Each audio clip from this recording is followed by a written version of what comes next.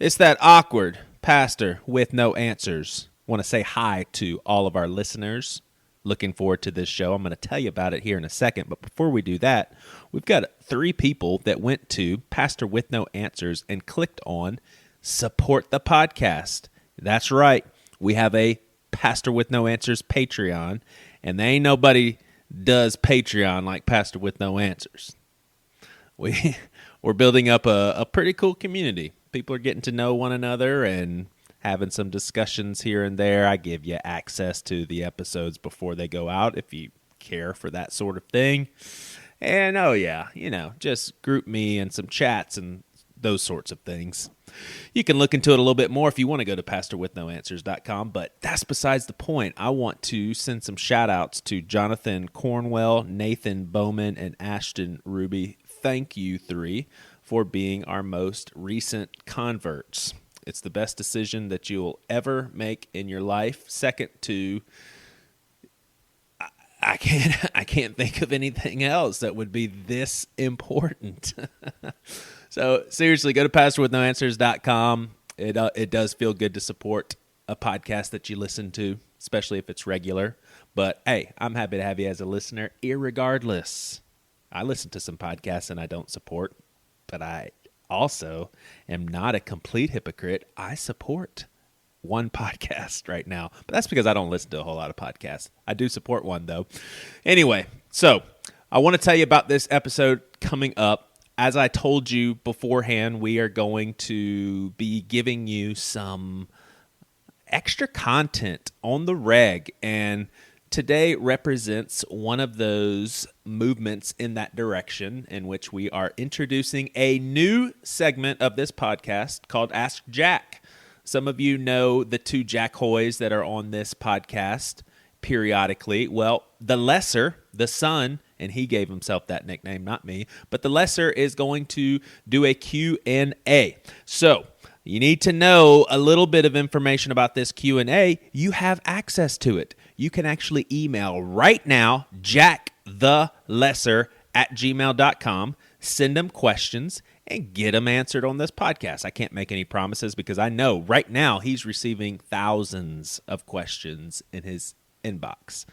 So that is a segment that we're going to be doing regularly. And today, however, I get to ask all the questions. On Bad Christian Podcast, another podcast that I am a part of that almost all of you know about, obviously, we had 2 guests recently. One of them, must have been our most popular episode with Paul Young, the author of The Shack. We also had a guy named Pastor Queen. Now, many of traditional Christians, especially in the South, would consider these 2 guys heretics. And actually, they do have some very non-traditional approaches to faith. Maybe they're becoming a little more traditional, but not so much one of them. You'll kind of catch on to that pretty soon into the conversation. But I brought Jack on to talk about these conversations, to get his take on it, because I actually do value his opinion and I enjoy talking to him. So you got a good show with a lot of deep stuff. Depends on how smart you are, though. It may not be that deep. Pastor with No Answers, folks.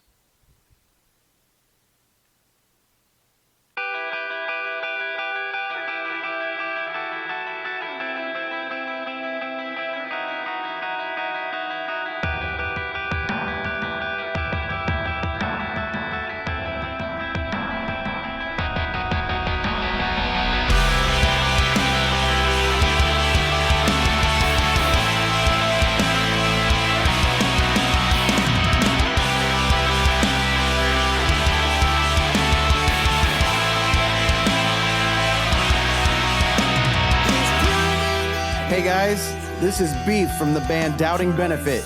We're excited to announce that we just released our first single in 9 years.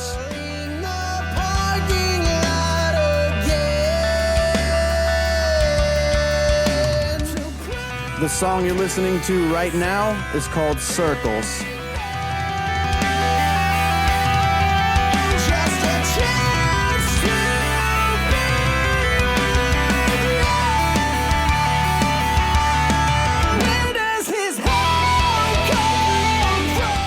This song and all of our past music can be found on iTunes, Spotify, Amazon, and anywhere else you get your music. So stream it, buy it, play it. We're just glad you're listening again. Follow us on Instagram at Doubting Benefit.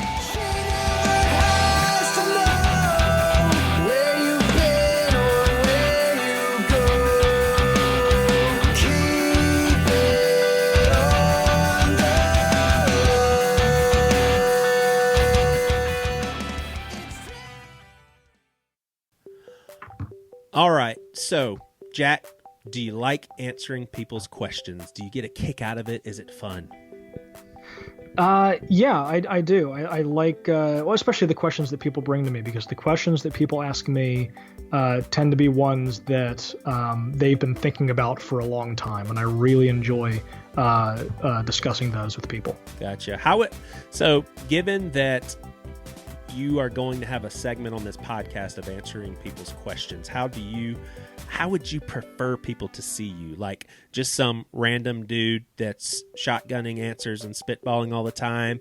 Do you want them to see you as like a wise wizard, or like a studied thinker, or like, why are we asking you questions, man? I mean, we could be asking anybody questions. Why you? Yeah, well, look. That's not a hard question to answer. Yeah, as far as I'm concerned, my entire career has been built on the premise that people think I'm smarter than I actually am. So I think what I would say is that I like people to see me, because it's true. When they ask questions, I like people to see me as someone who enjoys thinking about their questions as much as they do. Yeah. Cool. So what are some values that you hold dearly when it comes to your approach in pondering mysteries of theology? Like when you're approaching the deeper things in the Bible, or even philosophy for that matter, but what are some values and convictions that you hold when it comes to these sorts of discussions? I think, for me, it's that the biggest one is that I can trust God.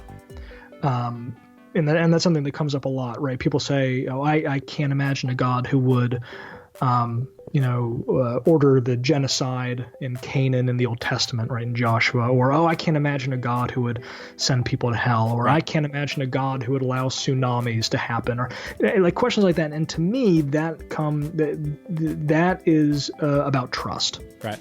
And trust for me, when I answer questions, when I study, is about in the moments when I don't know the answer, and it's like, to me, this is not about answering people's questions. This is about discussing people's questions, right? Like my goal for this is not to have answers by the end, right?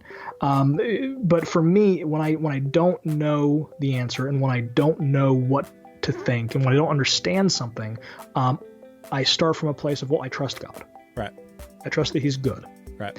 And because I have that trust, I don't need to be afraid. Because a lot of times what happens is you can tell when people get afraid. You can tell when you ask a question that scares them in the sense of, I've never thought of that, and if the thing that I've always thought isn't true, my whole system comes tumbling down. Right. And that's when people get angry and defensive. And I don't want to do that. And so I don't have to, because I trust God. And trusting God means that it's okay for me to be wrong because He's still right. I like that. I definitely need to work on that personally. How good are you at mean-spirited criticism that you will certainly delivering or receiving? Receiving. I like to think I'm pretty good. It depends, right? Like, I really hate mean-spirited criticism from anonymous people that I don't know online, right? Like, no one likes that. Just like the trolls that come out of nowhere and say, I don't even know why you're talking to me, but suddenly you're wishing that I kill myself. I hate that. But it's like I certainly try never to be bothered by stuff from people who take the time to read or listen to what I say. It's tough though, right? Like it's always tough not to personalize that stuff, but I try not to. Yeah. And why are the deeper, mysterious, hard to understand sorts of discussions important to have? Well, because it's important that people have a space to wrestle with things.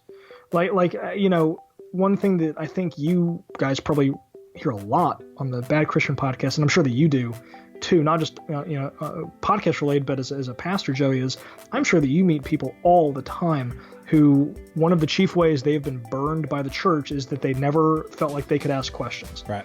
They never felt like they could wrestle with these things. And they felt like having questions was bad, and it was a lack of faith. And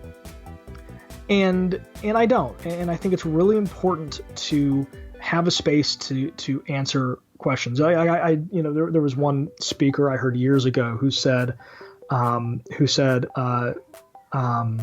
doubt. I think it was doubt dies when it is unspoken. And it's like, that's ridiculous. Yeah.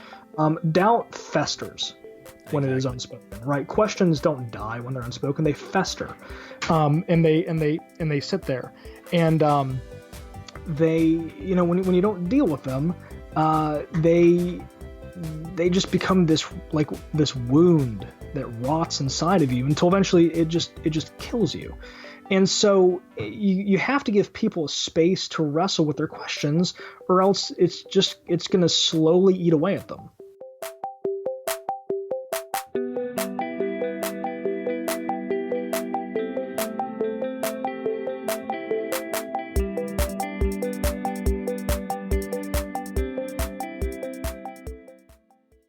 All right. Well, welcome to the Pastor with No Answers. Hope everybody's doing all right. I feel like maybe we need to take a step back and make sure everybody knows who this guy is on the call, because I am assuming we've got some new listeners. But Jack and I, we actually work at the same church. Jack's kind of he's the guy that makes Seacoast look smart. I don't know if that makes Seacoast look bad, but you be the judge, because after this episode you'll get to determine whether or not Seacoast is a smart church, because Jack is. That's great.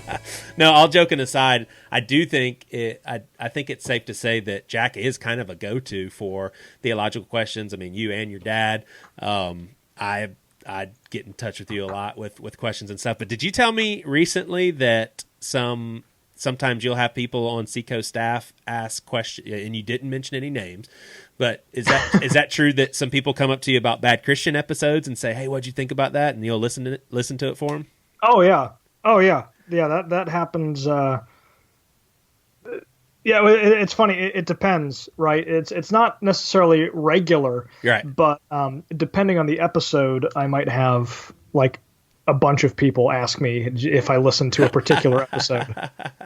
Which here's what's crazy is I am totally in the dark with who's listening to this podcast. Like this one or Bad Christian. Like there'll be times when someone mentions an episode to me and I'm thinking, "Oh, you listened to that, dude?" We were in a campus pastor meeting and someone gave an assignment to listen to a Bad Christian episode on the Enneagram. And I was like, I don't want you guys listening to... Wow, were they being punished? I'm trying to... This is going to suck. I can't laugh any because I'll cough every single time. But yeah, I don't know. That's hilarious. Give me one example of a question that you've gotten before. About Bad Christian? Yeah, our Bad Christian episode, yeah. Well, I'll tell you what. I'll just give one. Yeah. In terms of one that I thought was both funny and also deeply hurtful. Oh shoot! Was when I did the live show with you guys years ago. I had a couple of people text me about that episode, and then I think you guys mentioned something I had said on a podcast like the next week. Yeah. And so I had a couple of my friends, well, quotation marks around friends, I think, and be like, "Hey, you were on last week," and then they mentioned you. Like, do you matter? Like, do people listen to you? Yeah, I don't. Maybe I thought so, but now maybe not. I don't know. That was their choice of words. It's my defense mechanisms, I'm sure, obscuring the original more hurtful version. But yeah, it was basically boiled down to, wow, I didn't realize that people cared what you thought. That's interesting, Jack. Wow, that's hilarious. Gosh, that bugs me just because I think that is a perfect example of kind of where a lot of people's headspaces are at when it comes to like the church and who people listen to and stuff. Like, I mean, that question makes no sense. You are a person and you are a smart person, so we should all be listening to each other. That is crazy. But yeah, I was scared for a second. I thought you were going to say deeply hurtful because we talked about you afterwards and really cut you down. I was like, I didn't remember that. Man. No. Well, maybe you guys did. I don't know. Is there something you need to tell me? Nope, not that I can recall. I can recall at all. Do you think that before we jump into a lot of this stuff, do you think that you are overly careful? Because that was that if I could critique anything, because it's literally been maybe almost 4 years ago. That was a long time ago. Maybe 3 years. Time ago.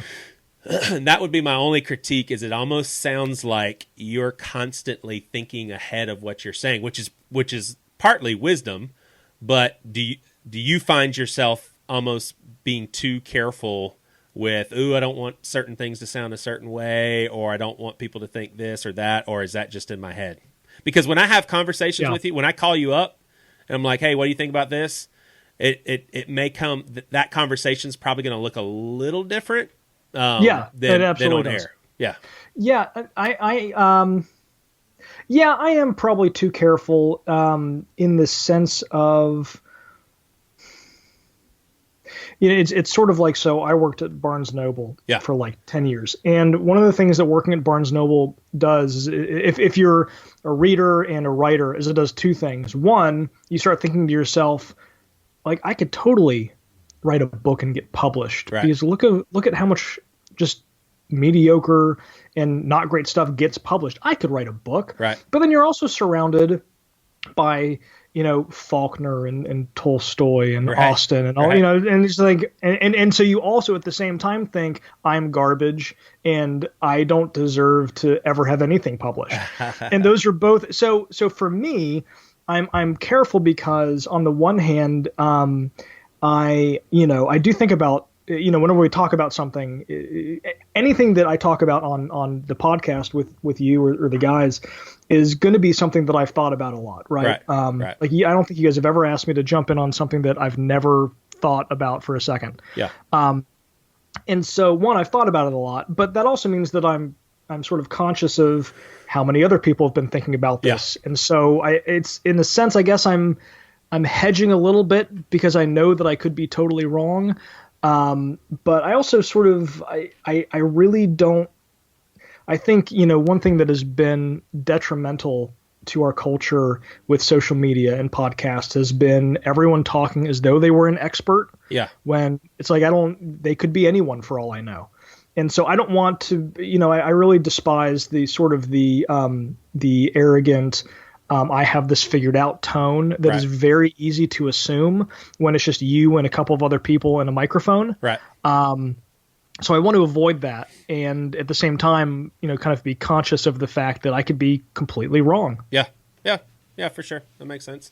Well, we're going to do something. I'm not sure if I've done this. We've definitely assessed episodes, but I think maybe it's been in-house, so to speak, like with assessing Pastor with No Answer episodes. But what I want to do today, and it really is one of those things to where this could take 20 minutes or it can take an hour, but there's two particular podcast episodes that were released in the last couple months on Bad Christian. One is with Pastor Queen. For those of you that may want to take a listen, that's episode 352. And then Paul Young, the author of The Shack, that was episode 347. And quickly, I will read the descriptions there just to catch you up for those of you that don't want to listen to those episodes. But for The Shack, Paul Young, William Paul Young had a fundamental evangelical upbringing that included many false beliefs about God. That led to many questions the church isn't typically good at entertaining or even allowing, but he couldn't stop asking. After coming clean about a marital affair to his wife, a new process of learning began, to which false notions of God were discarded, and he wrote The Shack to share his new revelation of God with his friends and family. Hear about Young's love for God as well as his rejection of many doctrines that most evangelical churches would deem essential. And I think there's a lot of grammatical errors there. And 352, we've got God didn't need Jesus to die, and I can't find the rest of the title, so I'll just read the description. He may look and sound like a Baptist preacher, but Pastor Queen isn't convinced in Jesus' divinity, doesn't believe Jesus had to die in order for man to be saved, thinks there's other ways of finding God outside of Jesus, and yet is a Baptist minister.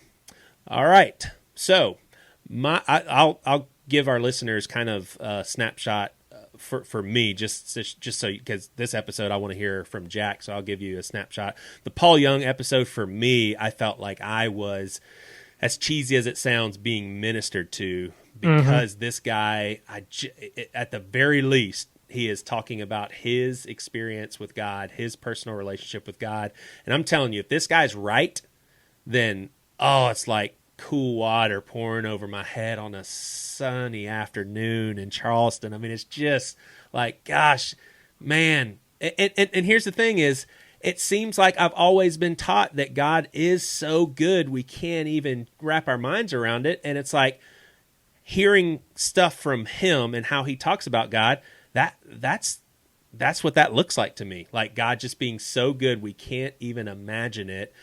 So his thing is, I think it's safe to say he believes that God figures out a way for everybody to go to heaven. I don't want to speak for him. Maybe there's some exceptions, but if you've read The Shack and just heard all the little things that he throws in there, he's definitely not fitting the norm of evangelicalism. And then the Pastor Queen guy, I want to say Toby hooked us up with this interview, and it was really one of those deals, and this has happened a few times on Bad Christian, to where you start the interview thinking that you're talking to a certain type of person with a certain type of beliefs, and then by the end of the interview, you're like, oh my gosh. And I found myself, I think because I went into it thinking that he was kind of in the same realm of thought that most Christians, even forward-thinking Christians, and I hate using that, it sounds arrogant, I don't mean it that way, but I thought that he was kind of in that group. But then as we moved along the conversation, I'm like, oh, wait a second, maybe he's not even a Christian. And that's not a diss to him as much as it's just, I mean, he doesn't believe, he thinks that maybe Jesus wasn't God. Jesus maybe didn't have to die, which him and Paul Young would agree with the penal substitution thing. But anyway, so that's kind of a snapshot. I lost a little bit of interest going through the episode with Pastor Queen, because it just got to a point where it's just like, oh, okay, we're not really even talking as Christians anymore. And that would have been interesting heading into the discussion, like if this was a non-Christian and a Christian, but I went into it thinking that we were, all people that kind of believed in Jesus, and now we're not. So I don't know where to go with this. Yeah. But I'll just give us a snapshot in your opinion with these interviews. Yeah, give it a grade. Give it a Jack letter grade, A+, B-. Well, so in terms of just in terms of all things considered, how smart they are, how good they were, how articulate, how sensible, logic, all that. I mean, I think that the Paul Young podcast, I thought that was an A, just in the sense of, and that's not to say I agree with anything, everything, or even most of what he had to say. That's sort of a side issue. In terms of just something, I thought that the way you put it, was just right. Like Paul Young, and I'd never heard him before. Yeah. I haven't read The Shack, right? And we're not talking about The Shack today, so that's fine. But listen to the podcast. I'd never heard him before, and he has, like, do you remember that Super Bowl ad from years ago with Paul Harvey, the God Made a Farmer? And it's there's a truck commercial. And it's like, on the 8th day, God made a farmer. So I remember in my house when that commercial came on, just because of his voice and the way he spoke, everyone just shut up and looked at the TV at the same time. Right. And I talked to some people afterwards, and they the same thing happened in their house, right? Like everyone stopped what they were doing and just watched the TV, because that's just what that voice and the way he speaks does. And that's kind of how I felt with Paul Young, right? Like he has a voice and a way of speaking that draws you in, right? Like you guys were very quiet that episode. And we've gotten a lot of listeners saying that. That was a particularly silent episode in the sense of when he spoke, what you could hear was you guys listening. Yeah. And so in that sense, yeah, like, yeah, he definitely has the, I don't know enough about, like, is he a minister? Professionally, he talked about working 3 different jobs, but I can't remember if he ever said he was in ministry. Either. I don't. Anyway, like, that basically, to me, like, that's his vocation. Right. He knows how to minister to people. And I think that's because, having heard his story, he has received a lot of ministry from God and from others. And so from that perspective, like, that was just a great podcast, right? Like, even if I don't agree with almost anything he has to say, which I do, I agree with a lot of what he said. He just has a way of speaking that draws you in. Yeah. Right. So and A plus. Let's just give it an A. Let's not go crazy here. And real quick too, does it resonate with you what I'm trying to articulate as far as when you hear someone that's smart and you hear someone that actually is giving their best stab at theology and how life works and the purpose of creation, that sense of, man, what if it is this good? Like, does that make sense to you? Like, as far as what I'm communicating, not necessarily you agreeing, but just that it's like, man, if this is how everything works, this is unbelievable. I think, for me, and maybe this isn't what you're asking of you. For me, I have no idea whether Paul Young is smart, but I think he's wise. Yeah. Smartness is overrated. Yeah. There are plenty of some of the stupidest people alive are very, very smart. Right. And that's one thing I thought with the other podcast we're talking about, the pastor, he sounds like a smart guy, but one thing I was struck by was he just doesn't, and it's not a personal statement, but he doesn't seem especially reflective. He didn't seem just especially thoughtful. Right. And again, that's not a personal thing. That's just kind of an observation that I had. Whereas Paul Young, like, I've got no idea how smart he is. Right. But he is a very reflective, thoughtful, and I would say he definitely has a lot of he has the wisdom of a very hard, in some ways, life. Right. And so, yeah, I have no idea if that answered what you were trying to get at. Totally. Probably didn't. Well, why would you, or how did you make that assessment as far as Pastor Queen is concerned of him, not being extremely thoughtful? Well, because it was really sort of the ways that he would talk about, and so I was telling you before we jumped on, I just got a new computer here at the office and transfer all my stuff over. But I lost, I think, my notes from that interview. Yeah. And trying to remember kind of what I'd written down. But there were a couple things. The way he would talk about some things, like the idea of whether Jesus was both human and God, and some of just like the very fundamental doctrines, I was just sort of struck because it just seemed like the way he talked about them were ways that people talk about them who haven't thought about them. Yeah. Especially hard. So I think about them and sort of this objection comes up like, well, what about this? And it just seemed like the what about this was enough for him to walk away from them. Yeah. And I didn't, it's sort of like none of the objections he had were new, and none of the things he brought up were especially, to my mind, difficult. Yeah. And so that's sort of what I mean in terms of the, it sort of seemed like the, I know we're going to talk about this later, so I don't want to get into this now, but the ways they talked about penal substitution, because I know it's one of the things we want to talk about, the ways that they talked about penal substitution were very different. Right. Right. So his name is Pastor Queen. Yep. I think, some of the objections she brought up were, it's barbaric. Sort of like basic objections that people outside of Christianity have. Yeah. Whereas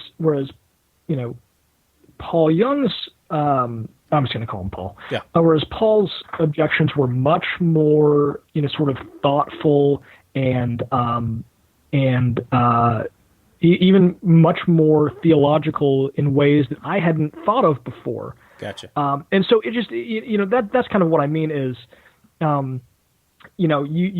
you can tell that I think that, Paul really wrestled with a lot of these things. Yeah. And it's just, not clear to me that Pastor Queen did in the same way. I'm sure he wrestled with them, but it was more, I almost felt in some ways that when he came to an objection, it was a relief because it was what he needed to walk away from it. Yeah.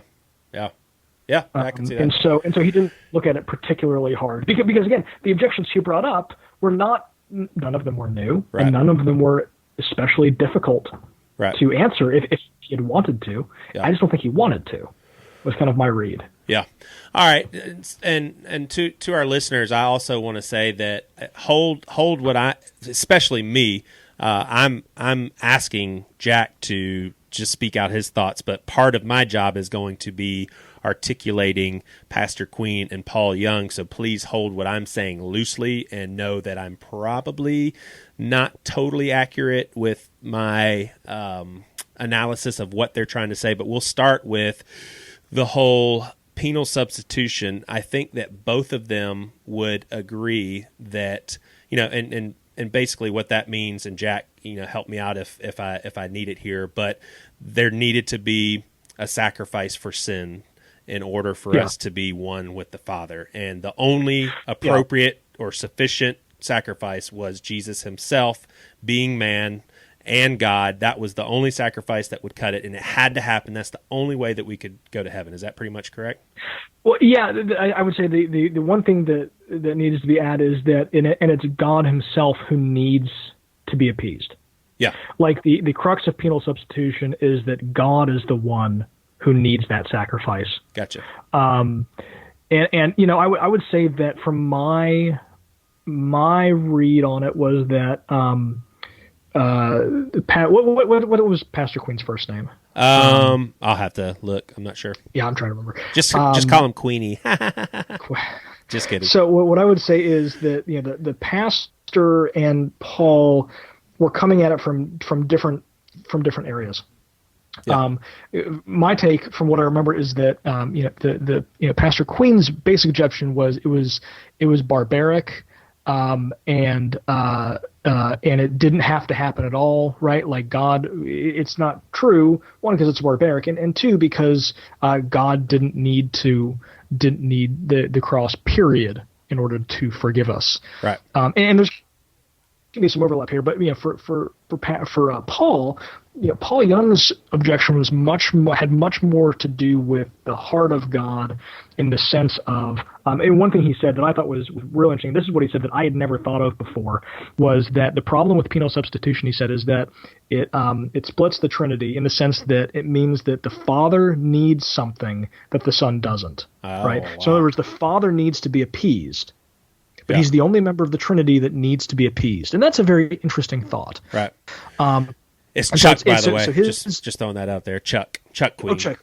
Okay. So Paul's objection was it was more about the heart and character of God, and I felt Chuck's was more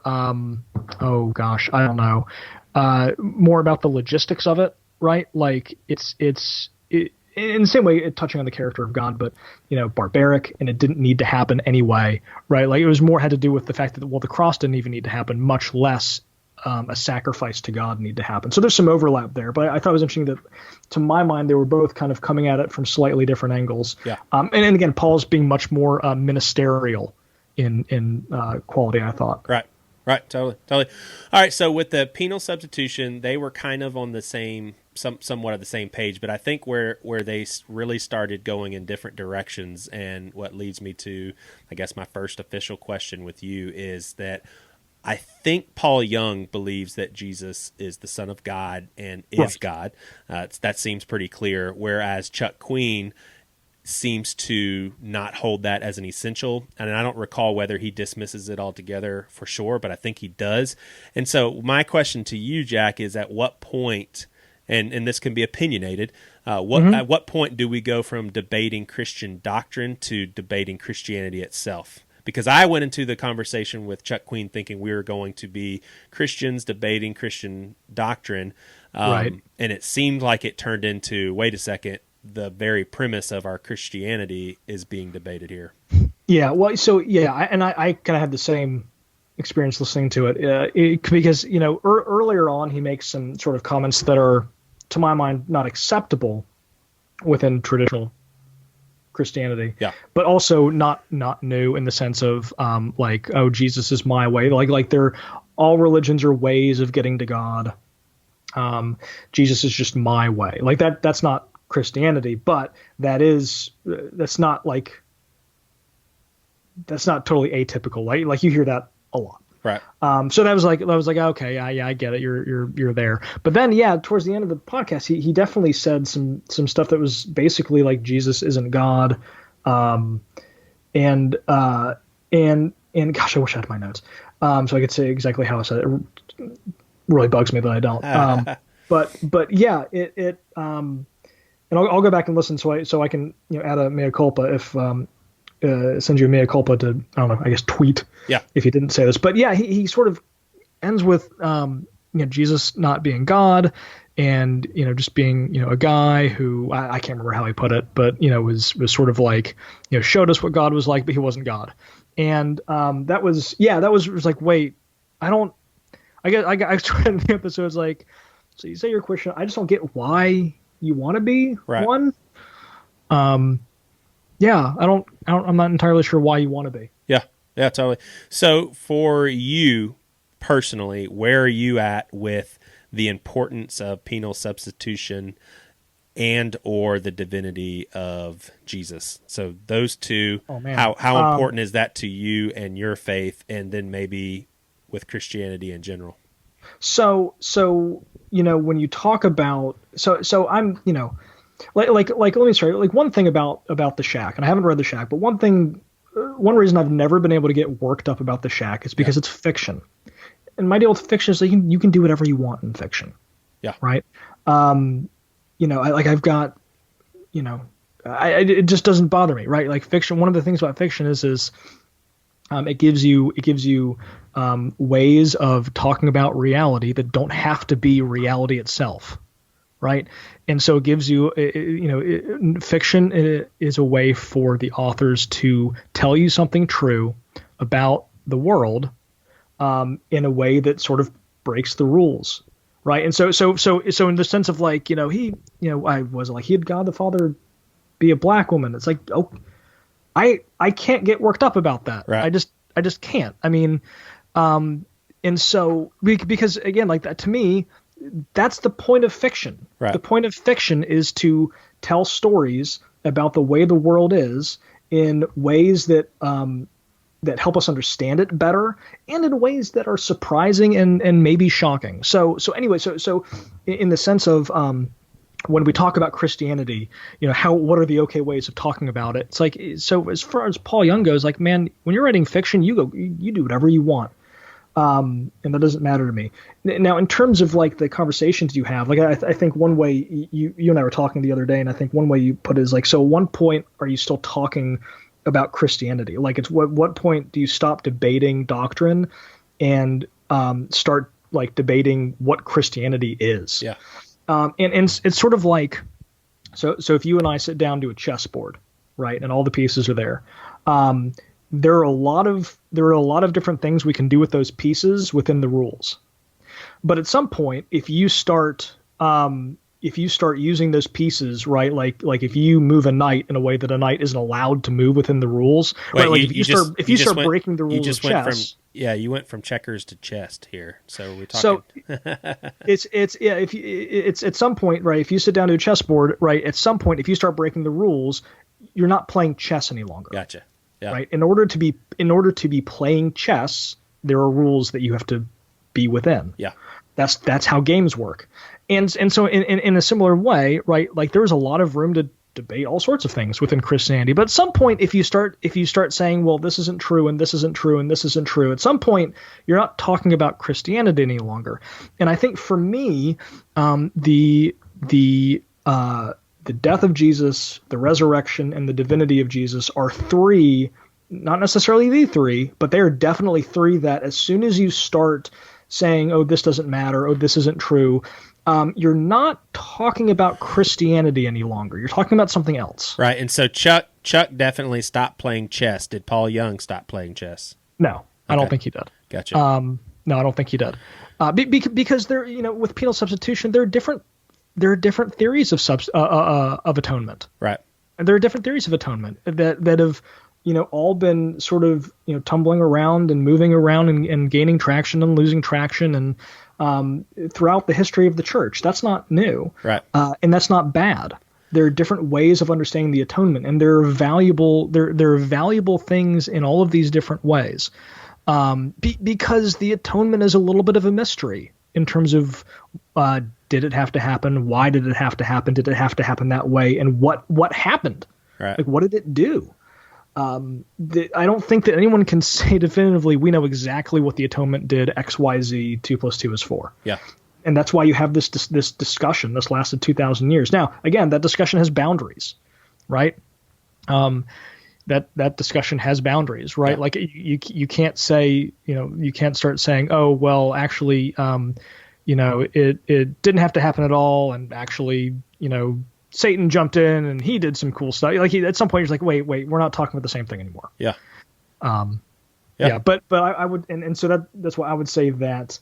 And maybe if the discussion kept going with Paul Young, he might have gone there. Right. But for me, Chuck and Paul had very different ways of talking about it. Yeah. So everyone getting into heaven, are you comfortable with that notion within the church? Like if you're in small group with folks and you're kind of wanting to be in small group with folks that you got some common ground with, like it's not just for kicks. You don't want to waste your time. You want to be with people that are kind of on the same track as you, so you can learn from them and that sort of thing. If someone says, yeah, I totally believe that God figures it all out and everybody goes to heaven, is that someone that you can learn from and grow with and break bread with and, be a church with? You're just talking about universalism in particular for that example? Yeah. Yep. Yeah, I think so. Yeah. I mean, there are so the Orthodox philosopher, theologian David Bentley Hart is an avowed universalist. Yeah. Right, and he's someone that I would certainly consider within the stream of Christianity. I do think universalism is one that. I think it can be a very slippery slope. Yeah. But I do think that universalism is, how do I want to say this? I do think that there are enough, teachers in the history of the church who affirmed sort of the most important doctrines of Christianity that were also universalists for that to be like, that's not something I would teach. Yeah. Right. But at the same time, that is not something that I would say, no, that is outside the bounds. You cannot be a Christian and be a universalist. I think you can be a Christian and be a universalist. That's what I'm trying to say. Yeah. Yeah. No, that makes sense. All right. Well, what do you think about this thought experiment? So we're back to penal substitution, and the argument goes along the lines of something like this. God is God. He can forgive sins any way he wants. He doesn't need to do it a certain way, like sending his son. So for me, the last, 10 years of my life, I would have explained salvation to someone as God wants to be with us forever, but it cannot happen without the perfect sacrifice. The only perfect sacrifice is God representing humanity, and the only way he can do that is for him to become a human. And so God had to come here, be a perfect sacrifice, which meant that he could not sin. And then when he died, that was the only way to make it work. So for argument's sake, you could say if Jesus slipped up and had an affair with a woman outside of marriage, then we're all screwed. And there's no way we're going to be with God forever and ever and ever. So that's kind of been my angle for a very long time, that's the only way that it could be done. What do you think about someone that says, no, you can't put God in a box? And is that kind of where you would tend towards as well? Well, I mean, so again, I mean, part of the, so just dealing with the scenario you've laid out, I mean, again, there are different ways of understanding the atonement. Right. And I think that there are different perfectly good ways of understanding the atonement. And so for example, one of the things that Paul and Chuck brought up, that is, That is probably true, but we also aren't totally sure, as they would say, oh, well, penal substitution is a very recent theological invention. Maybe. It's hard to know because you can find strands of it going way, way, way, way back. Right. One of the things that makes it complicated is one theory of atonement that was popular in the early church was the ransom theory. And so the ransom theory of atonement was especially taught by the early church teacher Origen. Origen, also most likely a universalist for what it's worth. Origen, so the ransom theory of atonement is basically that we were all slaves, we were all held in thrall to the kingdom of Satan because of our sin, and that Jesus paid a ransom to Satan to free us, and that's what the atonement was. And so that was a very popular way of understanding the atonement in the early church. And so obviously, as you can see, there are some parallels there to penal substitution, the idea that someone needed to be satisfied in order for us to be free. Yeah. And so that's why there's some debate about whether you can find writings from the early church that seem to align very, very closely with penal substitution. But again, because there are such similar features between it and the ransom theory, it can be hard to say. So the idea that penal substitution is super new, maybe right. it's hard to know. It is definitely good. If you had to wager, would you say that's what Paul was teaching throughout his letters, penal substitution? I don't know that I feel confident to say either way. I don't know. Yeah, I don't think I could say either way confidently. Yeah. Because I also don't think that is, because again, one of the things about the different ways of understanding the atonement is they're all attempts to unpack what we have from Paul. Right. And so I think it's sort of like that question is a little bit of the reverse, right? Like all of these things come out of Scripture. So rather than saying, well, which box was Paul in? All of those boxes are attempts to understand Paul and the other New Testament writers. Right. So it's a little difficult to say, well, which one does he fit in? Well, I don't think he fits in any of them. I mean, the reason we have so many of them is because we're trying to understand what he and the others wrote. Yeah. Yeah. So I mean, I think that, the story of atonement in the New Testament is right. Like we needed God to do something. Mm-hmm. Right. And N.T. Wright it's like when I was brought up, and I don't think this was ever explicit, but I think this was sort of the way that all of the teaching that I heard in church and like the kids' Bibles was phrased, was that like Jesus was plan B, right? Like the Judaism and the Ten Commandments and the Old Testament, that was plan A. And that didn't work out. So now we need a plan B, and plan B is Jesus.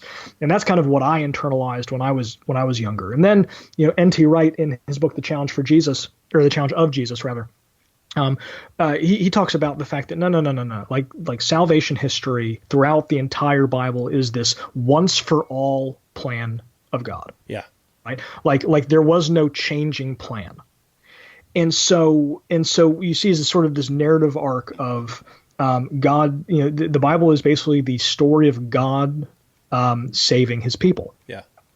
And the life and death and resurrection of Jesus, right, are the climax of that story. Yeah. And so they are central to it. And then the idea is, so what happened? To me, that is a less important question. We needed to be saved from our sin. Right. Whether Jesus' death paid a ransom to Satan, whether Jesus' death satisfied an angry father, whether Jesus' death simply freed us from the power of sin, right? Like whatever it did is a less important question to me than the fact that we needed that to happen. For whatever reason, we needed that to happen. Jesus was the only one who could do it, and that was the way God chose to do it. Yeah, and that was going to be my next question is, if it didn't have to happen, how meaningful is it? And you're basically saying it did need to happen. Well, that's a baffling thing to say to me, that it didn't have to happen. I don't even know what that means. And kind of, and what I mean by that is, so like right now, I don't know when this will air, but right now the Winter Olympics are on. Yeah. And have you been watching any of the Olympics? I don't like Winter Olympics. I love summer. Okay, fair enough. So one of the things that happens when it's the same thing happens when you watch the Summer Olympics, right? When you watch any, Olympics, and I think it has to do with the commentary, but Olympics or sporting events in general, but Olympics are a great example because they happen rarely, well, not rarely, but you know what I mean. They come around every, 2 years in intervals. And so what happens, because you don't get to see these events very often, is, so like figure skating, right? Like the first figure skater goes out and like by the end, I'm thinking like, that was beautiful. I am moved. Like I am maybe crying on my couch. I don't want to talk about it. But then by the third skater, you're like, oh, she didn't land that very well. She's trash. That was terrible. Wow. He stumbled a little bit on the right. Like you start getting super critical. Like, you know what you're talking about. You don't know what you're talking about. Right. But suddenly after watching 3 ice skating performances, we become experts and we're able to judge what they should have been doing. And that's just kind of what we do. And so like everyone's an expert after 5 minutes of watching, but they have no idea what they're talking about. Right. And I think the same thing happens when you see a movie or you watch a show or you look at a painting or you play a video game or you read a book and you say, oh, that's bad or that's good or the author didn't need to do that. Sometimes that's true, but guess what? Sometimes you don't know what you're talking about. Yeah. Right. Because you're not them.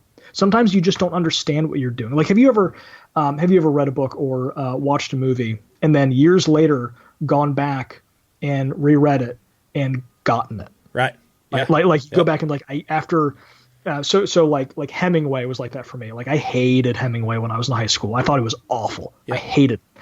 And then I went back and I read like all of his short stories and several of his novels a few years ago, like all like within a 3-month stretch. And it's like I got it. And it was just like, this is amazing. Right.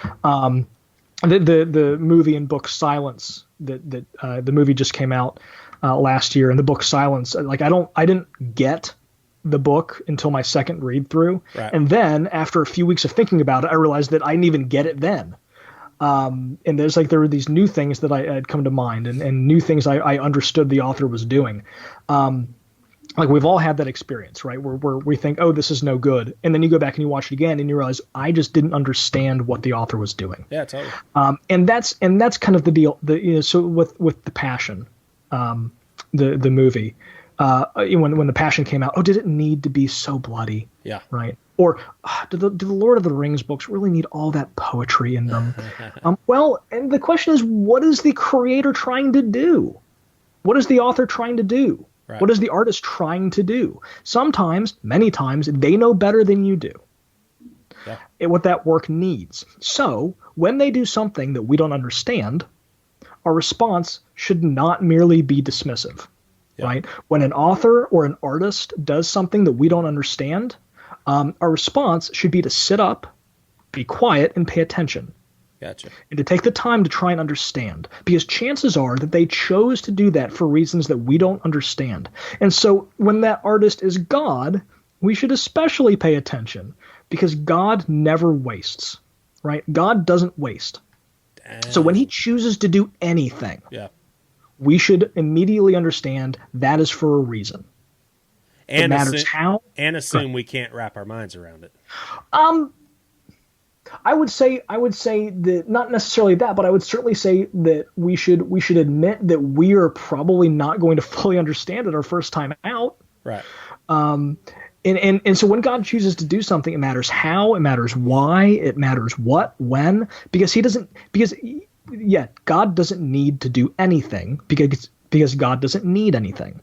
So when he chooses to act in a certain way, or when, as Paul Young put it, he chose to submit to our violence, right? When God chooses to do something, we need to pay attention.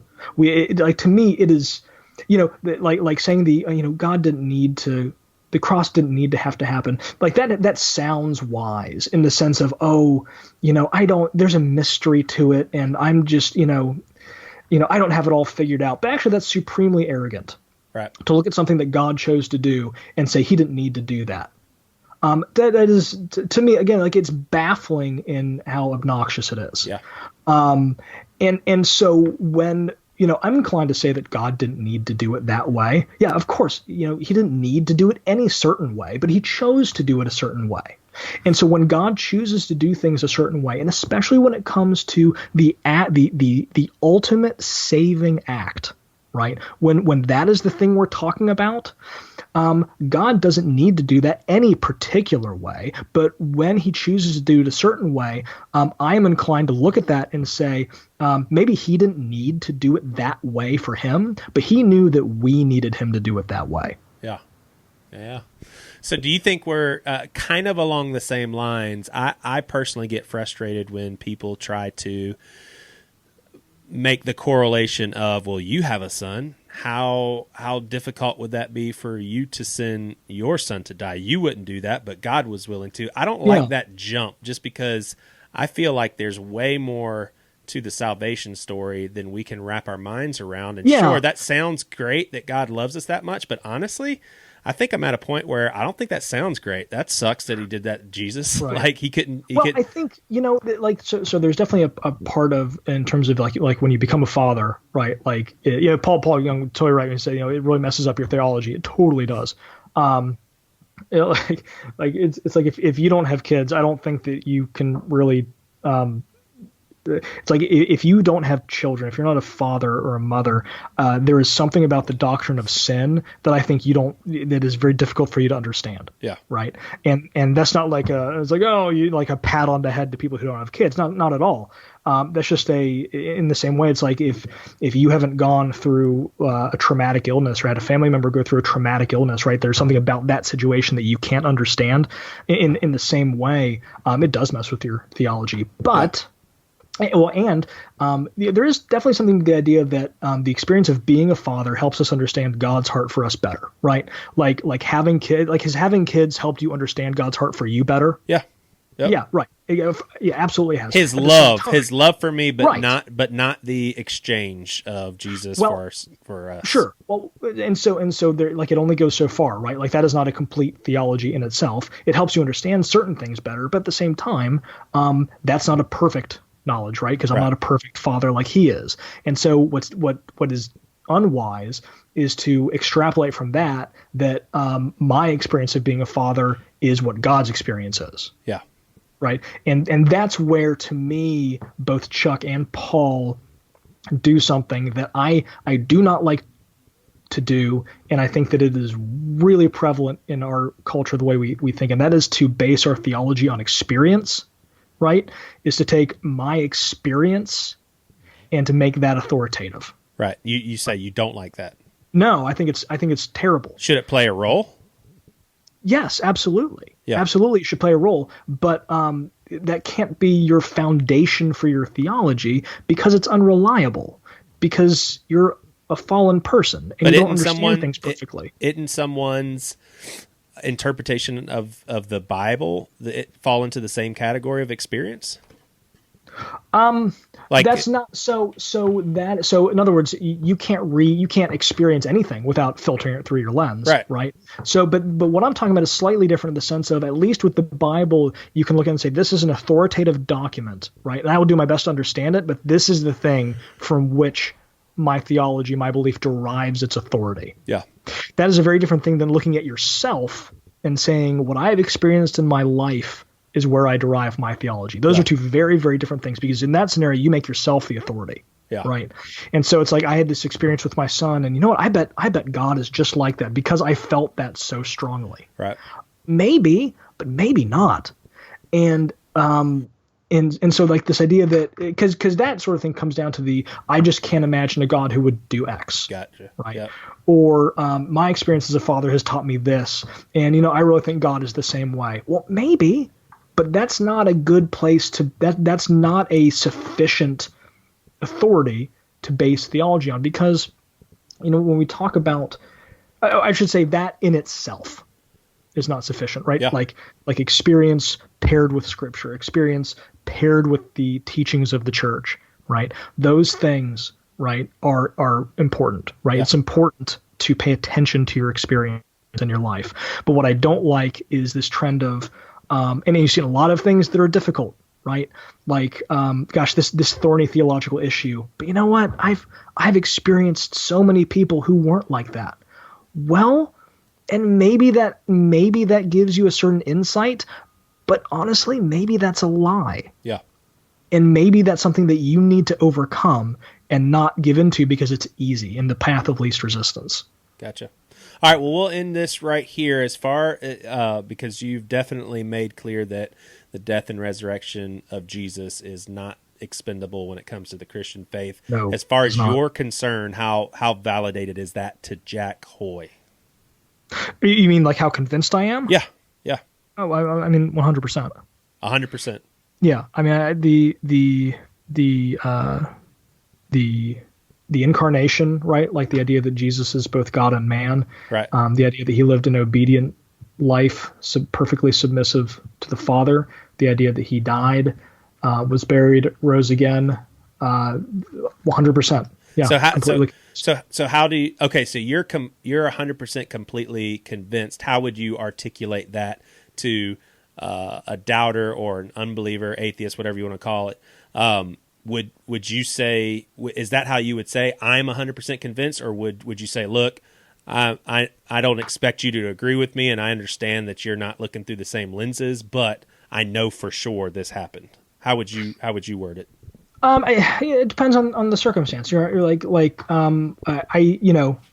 I certainly don't expect people who aren't convinced to be 100%, right?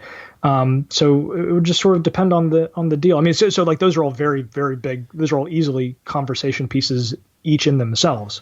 And so I don't think I can give a really good summary of each of them. I mean, like the resurrection is probably to me the easiest one to actually, you could actually say that there is evidence for it. And there are people who've written about this extensively, but I mean, I would just think it would depend on the conversation, but I would have no problem walking people through like, listen, I am totally convinced. And if you like, I can try to convince you too. You know what I think would be cool for a future episode is, and maybe it's easier said than done because it's just such a long and for me difficult read, but like you and I talking about the book by Balcom, I think, Jesus and the Eyewitnesses. Oh yeah. But I mean, that's probably that's probably the only book I've ever read from front to back in which I probably understood less than half, but I still read it. Hey, listen, I'm in the same boat. Like that is not an easy book, but that is a revolutionary book. Yeah. Yeah. Well, Jack, this has been awesome, and I do want to tell our listeners that we are going to be starting a little segment, not making promises as far as frequency, but we're going to have an Ask Jack episode come out semi-regularly, and we'll talk about that a little bit more in a future episode, but thanks for your time.